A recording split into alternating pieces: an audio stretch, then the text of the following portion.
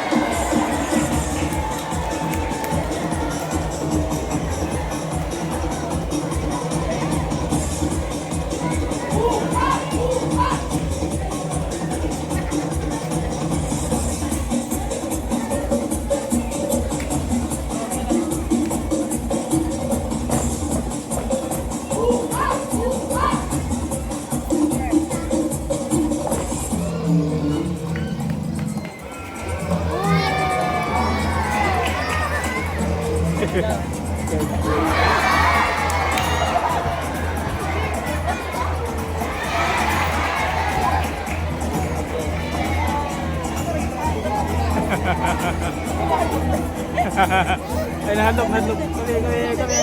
Yeah. Tama, nahandog siya, nahandog. Akala ko sa iyo ha. Kami. Ay, kasi mo, nahandog ka ni.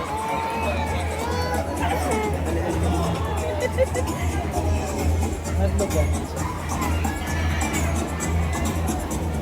Look, what is that?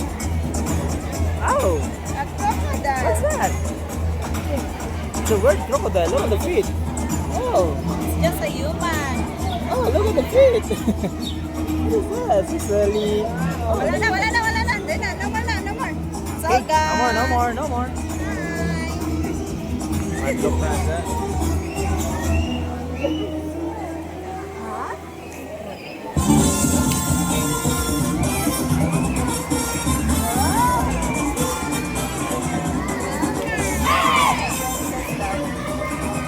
Nasa hardlock.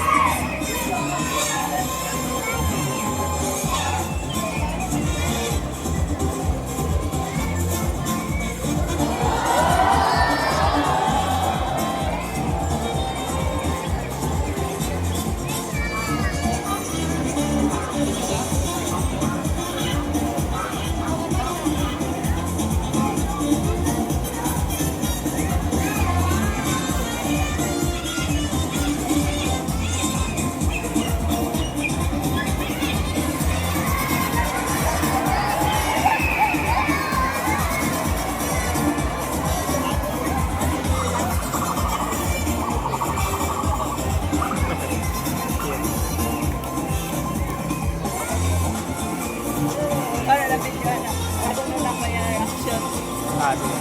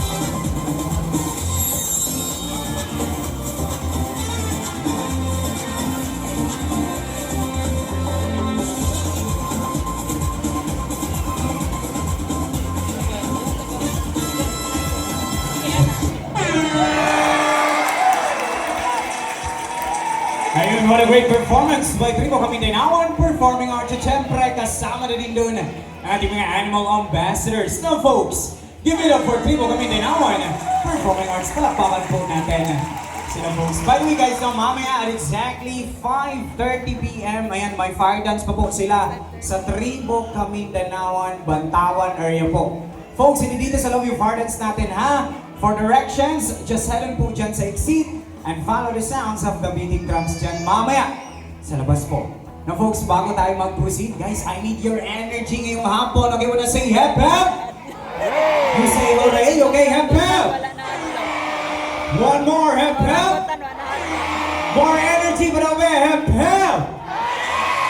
Ayun, mabuhay, Mareo po, and welcome to Davao Crocodile Park and Zoo, working with nature for a better future. By the way, folks, my name is Kuya Poy, and I'm your host for this afternoon po. Now, quick background information about Davao Crocodile Park and Zoo. Davao Crocodile Park and Zoo is a private rescue center for endangered and wild animals. And we have been preserving these animals since 2005. And we are in coordination with the DNR, DOT, and BAI. Now, as our way of saying thank you for being with us on this Rock Living afternoon. We brought you the show where you will meet our animal ambassadors to get your free selfies after the show. But before that, I have some friendly reminders for you to follow muna. No? So unang-una po, ayan, sa mga nakatayo po, upo lang po tayo. And guys, do not attempt to capture their animals while the show is ongoing. This is for your safety and of course, for the safety of our animals as well. Second, to those who are eating accessory, can you finish it up? Or finish it later after the show? And lastly, those who want to take photos or videos of our animals, guys, bawal po ang camera. Charot lang po. Bale po ang camera. So folks, ito lang guys, paki-turn off lang po sa ating mga flash. Okay? Because our animals here are light sensitive. So again, double check lang po natin ang ating mga cameras. Okay? Now the reason why we call them animal ambassadors is because they represent their own kind and the rest of the animal kingdom to give you a message, and that is to protect, to preserve, and to conserve. Do not destroy their habitats. That's why please help us with our mission in conserving them. By the way, we are still working with wild animals. As much as we want to train them, we don't want to change their behavior. At ay na mukhang ready na ang ating mga trainers, folks. And now, the question is, are you ready to meet our animal ambassadors? Yes! Uy, naluya man. Asan yung energy nyo kanina, folks? Okay, asan yung energy? Pakita natin. Okay, one more. Are you ready to meet our animal ambassadors? Yes! Asan yung energy nyo, folks? Alright, now guys, eto na. Let's meet our 3 raptors. Una will giving you his welcoming flight. Now may I call on Dominic, our Brahminica. And si Dominic, folks, here. There you go. Palapakin man po natin si Dominic, folks. Alright, once again, guys, that is Dominic, our Brahminica, or also known as the Banuk. Now, Brahminica are the birds of prey, or raptor. Raptor came from the Latin word rapire, meaning to seize or to drag. And as you notice po, Kuya Dexter natin is wearing a protective glove because all raptors have sharp and powerful talons. And folks, in this afternoon, ipapakita ni Dominic ang kanyang hunting skill or ang kanyang hunting behavior sa inyo po. So bago natin gagawin yan, ayan, sige, Richie sa gitna. Okay. Now, Dominic, are you ready to hunt the boy? At ayan na siya, folks. And there you go. So you can see, folks, it's Dominic. Soar through and snatch his food from Kuya Richie. So ganyan sila mag-hunt ng pagkain, especially sa wild. So once again, ipapakita ulit yan ni Dominic. Okay, isama na, boy. Okay, ayan na naman siya, folks. And there you go. Alright now, folks. Brahminica, it's a practice food parasitism. Food parasitism is stealing of food from the other animals. So, nangunguha sila ng pagkain from the other animals po. And that's all for Dominic muna. Palakpakan po natin si Dominic po. So, syempre palakpakan din natin ating mga trainers na. Kuya Richie. Uy, nangita. Uy, nangita. Sa katalogon na ba? Dominic. Okay na, folks. Let's proceed na sa ating second raptor. Alright, now may I call on... Clap your hands, clap your hands. So cute. Nasi Kali. Our Eastern Grass Owl. Siyempre kasama dito with your personal trainer, Kuya Michael. Alright now, Kali, are you ready to fly na boy? Ay, na Kuya Michael nakatitig na sa'yo. And there you go. Palapakan naman po natin si Kali, folks. Okay, now once again, guys, that is Kali, our eastern grass owl. Now, folks, grass owls are predator birds. Did you know they can turn their heads 270 degrees? Grass owls are nocturnal animals. Kaya naman, their very large eyes allow them to collect as much light as possible during nighttime when they hunt. Fun fact about this animal, they are the quietest birds when they are in flight. Hindi po natin maririnig ang kanilang mga pakpak kapag sila ay lumilipad. Alright, ayan, free viewing muna tayo kay Kali para mas makita natin sa malapitan. Si Kali, folks, ayan, alright, tawagan dyan na si Kuya Michael. Sige, picturean niyo lang, folks. At mukhang okay ba tayo dyan, Kuya Michael? Alright, folks, that's all for Kali muna. Palakpakan po natin sila, folks. Thank you so much. Clap your hands, clap your hands. Ang kanyang personal trainer, Kuya Michael. Ayan, maraming salamat sa inyong dalawa, Kuya. Okay, ayan na guys, to our last raptor. Ito folks, again, sa mga mag-take ng pictures sa pag-turn off na po talaga ang ating mga flash folks. Okay? Now to our last rapper. Ito guys, medyo malaki ito folks. Now may I call on Lakas, our white-bellied sea eagle. There you go. Palakpakan po natin si Lakas, folks. Okay, now once again, folks, that is Lakas, our white-bellied sea eagle. Okay, I am free viewing muna, no? Alright. Para mas makita natin sa malapitan si Lakas again, folks.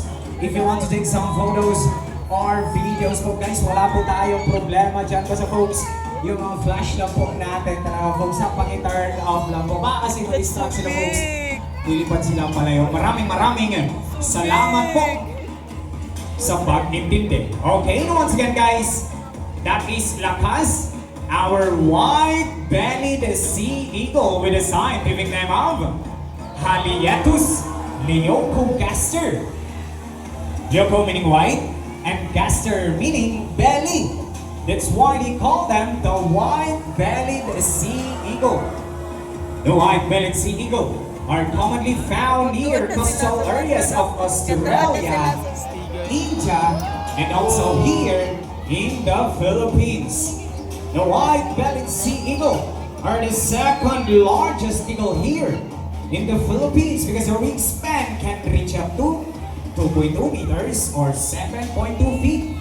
So ganyan po, kalapa na ganyan mga pakpak, lalo na pag nasa adult size na sila Lakas po.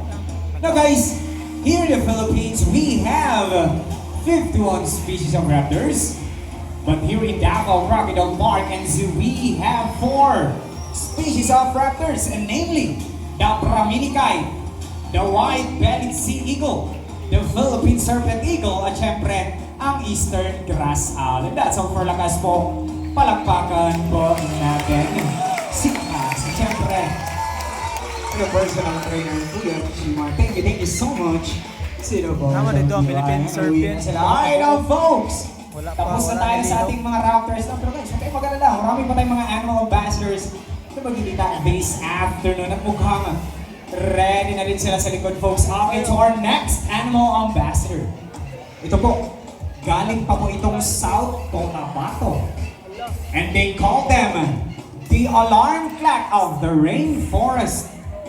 The Kalaw, the Philippine great hornbill, na sinong Mr. Bill. At syempre, hindi din siya magpapahuli. Si JJ. Alright, once again, folks, that is Mr. Bill and JJ, our Philippine great hornbill, with the scientific name of Bucerus mindanensis. Minda meaning Mindanao, and densis meaning Pero unday siya nga langgam. belonging to, therefore, belonging to Mindanao. As you can see, guys, their peels or ang kanilang mga tuka, it comprises 30% of its body. And also, they have long and beautiful eyelids. eyelashes po. Kung makikita nyo sa malapitan ang kanilang mga pilik mata. Girls, legit na legit yan ha, hindi sila nagpa-eyelash extension.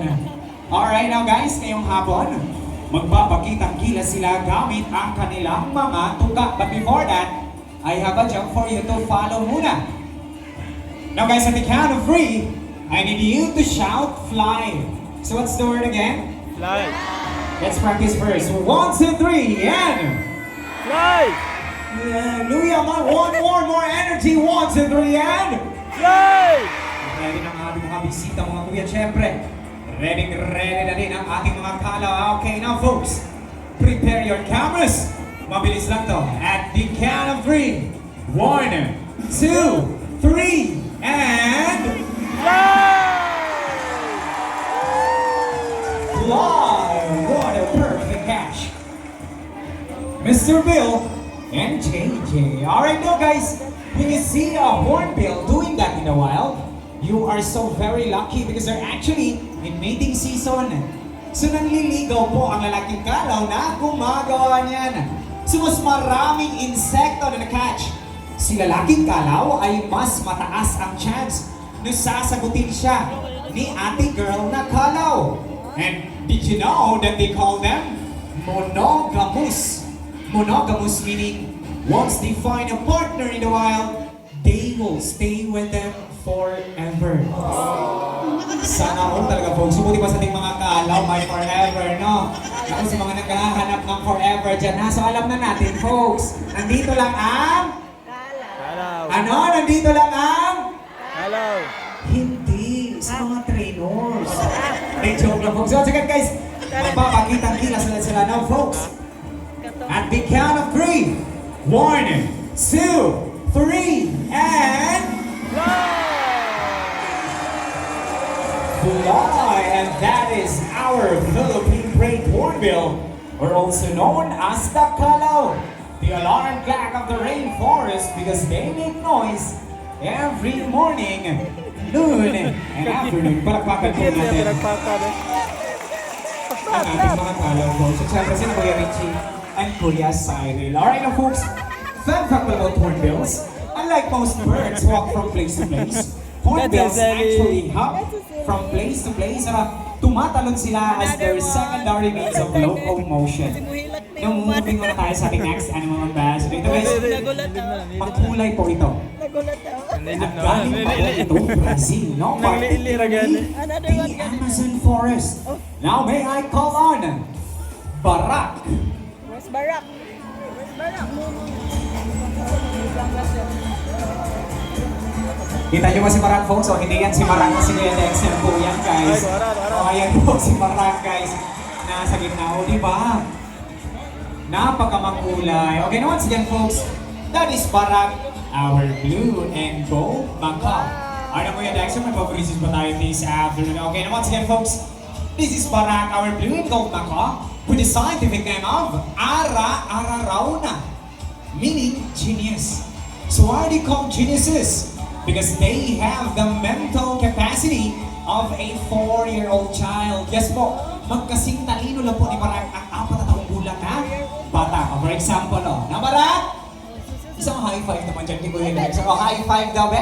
Pakita natin sa kanila, high five. Wow. High five, and there you go. O, di ba guys? One more pa daw, boy. Nabitin pa lang sila, one more.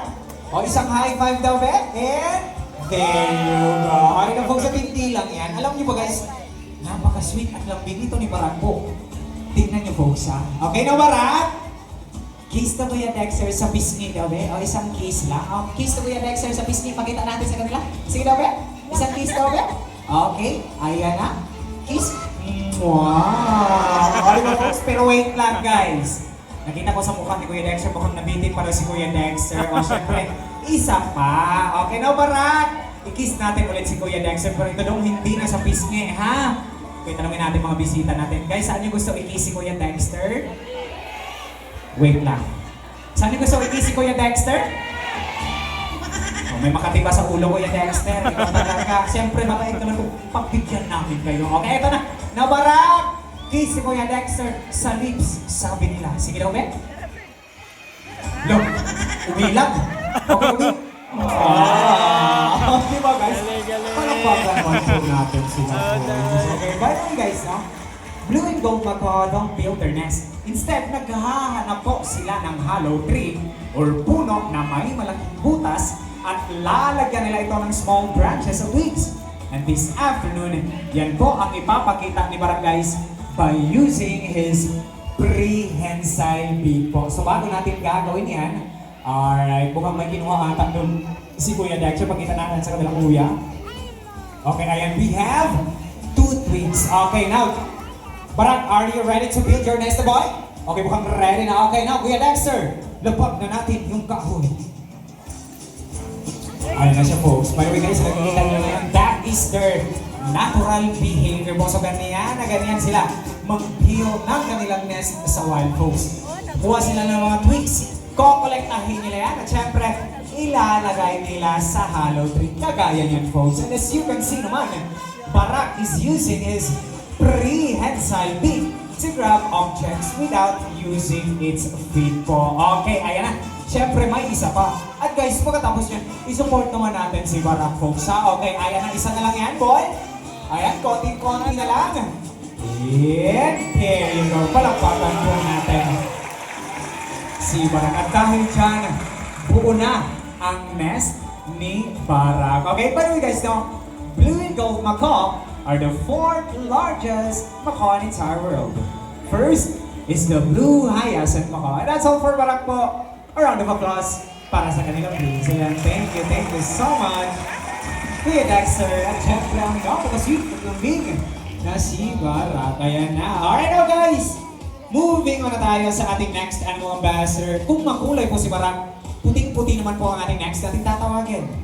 Just like the clouds. Okay, now may call on Beauty. Once again,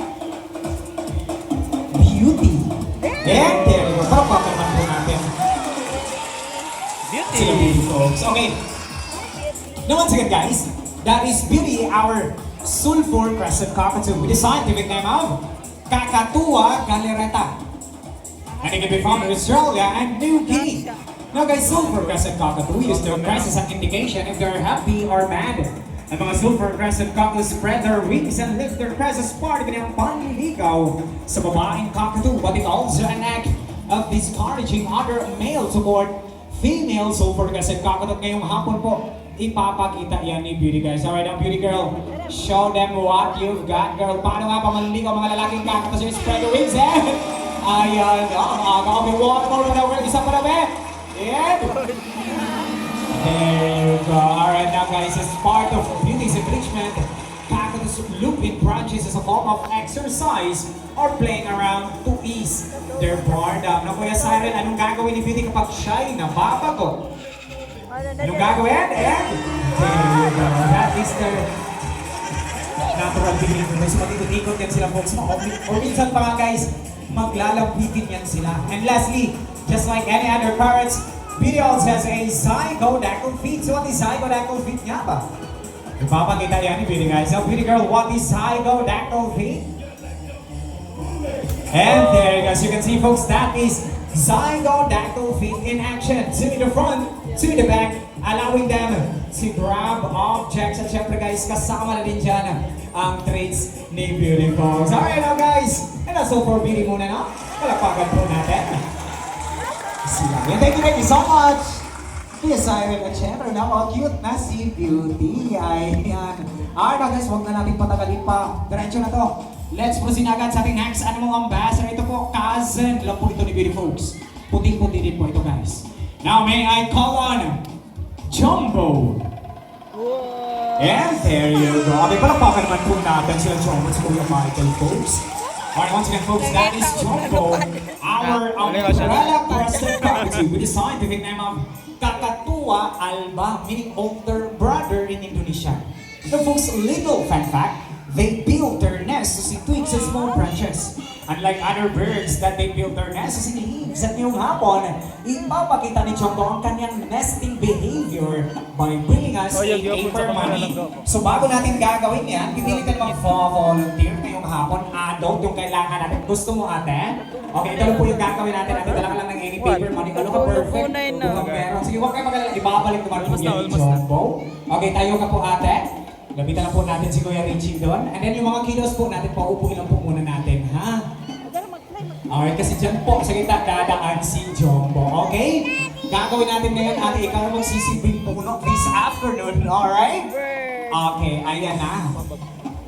Okay, ready na ba? Okay, now, Jumbo! Get the paper money. Come on, gonna fly, gonna fly. Ayan na siya, folks. Bulot. Balik kay Kuya Michael, alright? O, diba? Okay na, ate, nag-set ka na. Ibabalik naman po yan ni Jumbo. Pwede naman si Jumbo, guys. Okay na, Jumbo. Sa ulit na daw natin yung paper money ni ate daw. Okay, ayan na. Ayan na siya, folks. Bigay. Yeah. Thank you so much, ate, ha? For participating. So, gano'n lang po kadaling, folks. Okay? Okay, dahil dyan, nabili pa na si Jumbo. So, kailangan pa natin ng isa pa. Pero may twist. Ang gusto ni Jumbo yung mas higher paper bill daw. Yung kulay dilaw. Sino meron sky blue? Sino meron? Kulay dilaw. Meron ka dyan, ma'am? Kulay dilaw or sky blue? Meron ka? Ha? Sure. Sige nga, pakita natin sa... Sige nga, be. Perfect. Sige tayo ka, ma'am. Okay, dahil nag-participate si ma'am, folks, palakpakan po natin si ma'am, please. Okay, ma'am, ganun na lang. Lapitan lang po natin si Kuya Richie doon. Okay? And then si Kuya, paupuin lang po muna natin siya. Huh? Oh, diba kasi madistract. Okay, now! Okay, ready na ba tayo dyan, ma'am? Wait lang, nagpe-prepare pa. Okay, eto na. Now, Jumbo! Get the paper money. Pulot! Red! Sige, Kuya Michael. Di ba guys, ang galing ni Jumbo, folks? By the way guys, now, and that's all for Jumbo. Palakpakan po natin sila. Ayan, thank you so much for participating, Jumbo. Siyempre, Kuya Michael, maraming salamat din po. Dahil dyan, palakpakan po natin si mga folks. May pang-merienda na po yung mga trainers natin. Okay, napitin pa tayo. So, I need one more. Isa pa. Kulay dilaw na naman. Dito na sign. Sige na, wala na. Natakot na. Folks, mabalik naman. Ibabalik po, ma'am, ibabalik po natin yun. Kayo ka po. Kuya Michael. Uy, Kuya Michael, oh. Ayan, oh, medyo makulit din ako. Ayan. Okay, eto na. Alright, ma'am, joke lang po. Biro lang po, ma'am, ha? Ibabalik po natin. Mahal yung bigas ngayon, guys. Okay, sige. Alright, so ganun ulit. Jumbo. Ayun na siya, folks. Yeah. Bikoy. Balik ko yung Michael, there you go, ma'am. Maraming salamat po, ha? Ibalagan po natin si ma'am, folks. So guys, before we say goodbye to Jumbo, sana po ay pangalagaan po natin ang ating kalikasan, folks. So that's all for Jumbo. Round of applause para sa kanila. Maraming salamat, Kuya Michael. Siyempre, si Jumbo. But guys, so here in Davao Crocodile Park, so we have 4 species of cockatoos po. 1 is a sulfur crescent cockatoo, 2 is the umbrella crescent cockatoo, 3 is the black palm cockatoo, and 4 is the Mulukan cockatoo po. Now folks, so our next animal ambassador, magkaiba to sila folks. 3-in-1 po ito. But before that, I have a question. Makinig ka mabuti, okay? First question. What kind of animal is believed to have 9 lives? Cat. Galing, cats, pusa. Kung sa Bisaya pa, ring. Okay, second question daw, be. Okay, makinig na mabuti. Second question. If Mickey is mouse, Donald is duck, what kind of animal is Winnie? Winnie the Pooh bear. Wait lang, anong klaseng hayop si Winnie? Winnie the Pooh. Sino nagsabi ng Pooh? Guys, walang Pooh na hayop. Ba kayo Okay, again, anong klaseng hayop si Winnie, everyone? Bear po si Winnie, folks, ha? Okay, ito na ba yung last question? Okay, last question. What kind of animal or anong klaseng hayop ang kamukha ng katabi nyo ngayon? Oh, grabe naman kayo guys. Okay, joke lang folks, joke lang guys ha. Pero folks, correct guys na. Ang ating next animal ambassador, it has a face like a cat, the body like a bear, and a very impressive tail like a monkey. With our attention to your left side.